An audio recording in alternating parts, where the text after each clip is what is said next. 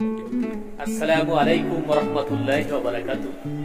দর্শক, পত্রপত্রিকা আমরা দেখছি বাংলাদেশের যত প্রশাসন আছে প্রত্যেকটা প্রশাসনের তাদের পোশাক পরিবর্তন করা হচ্ছে।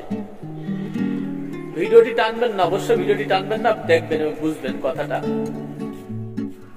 যে বাংলাদেশের প্রত্যেকটা প্রশাসনের পোশাক পরিবর্তন করা হচ্ছে।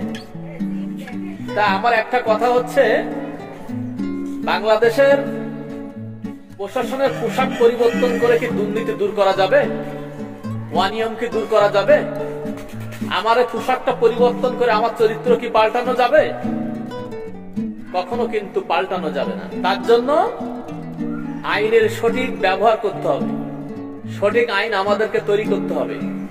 আর সবচাইতে ভালো হয় মহান রব্বুল ইজ্জাতের কোরআনটা যদি মানুষকে দেওয়া হয়, তাহলে দেখা যায় চিটারি, বাটপারি, দুর্নীতি এগুলো না থাকার সম্ভাবনা আরো বেশি থাকে। পোশাক পরিবর্তন করে কি হবে? থানায় গেলে পুলিশ শ্বশুররা টাকা ছাড়া কথা বলে না, টাকা দেওয়া লাগবে।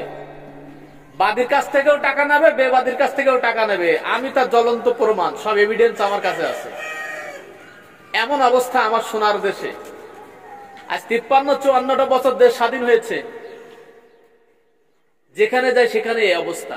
আমার দাদা ইউনূস সাহেব ক্ষমতায়, এখন আমার দাদা ক্ষমতা আছে, তারপর কোর্টে গেলি পিয়নরা মুরগির রোস্ট বানাই, একটা সিটি বাদীর বাড়ি পাঠাবে, 5000 টাকা চাই। যাবতীয় এভিডেন্স আমার কাছে, তার রেকর্ড সহ সব আছে। এই হচ্ছে আমার সোনার দেশ। সরকারি চাকরিজীবী যারা সরকারি চাকরি করে, এরা মনে করে বাপের চাকরি করে, এর বাপের চেয়ারে বসে থাকে। আমাদের গায়ে রক্ত পানি করা টাকা দিয়ে যারা বেতন নেয়, এইটা ওরা কখনো ভাবে না। তো এদেশে আমরা এমন প্রধানমন্ত্রী কবে পাবো? জন্মের পর থেকে দেখে আসছি, ভাগ বটরা নিয়ে শুধু মারামারি করে। বাংলাদেশে যত ইসলামী দলগুলো আছে এরা বাদে আর যারা আছে ভাগ বটরা নিয়ে শুধুমাত্র লাফালাফি, ঝাপাঝাপি, মারামারি করে। রিসেন্টলি সাতক্ষীরায় দেখলাম একই দলে দুই গ্রুপ মারামারি করছে। কি জন্য মারামারি করছে?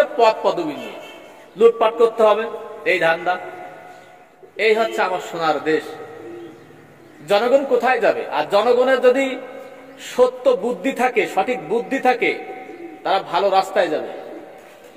কিন্তু যারা গুমরাই হয়ে গেছে, যারা নিজের দল ছাড়া আর কিছু বোঝে না, ভালো মন্দ কিছুই বোঝে না, গবেষণা করে না, চিন্তা করে না, তাদের জন্য আলাদা।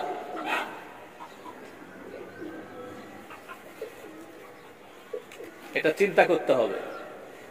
তো দর্শক, আমি অতি নগণ্য একজন মানুষ, যে কথাগুলো বললাম যদি আপনাদের ভালো লেগে থাকে লাইক করবেন, শেয়ার করবেন এবং কমেন্ট করবেন। এই বলে আজকের মতো বিদায় নিচ্ছি। আবার দেখা হবে নতুন ভিডিও। সেই পর্যন্ত সবাই সুস্থ থাকেন। আসসালামু আলাইকুম ওয়া রাহমাতুল্লাহি ওয়া বারাকাতুহু।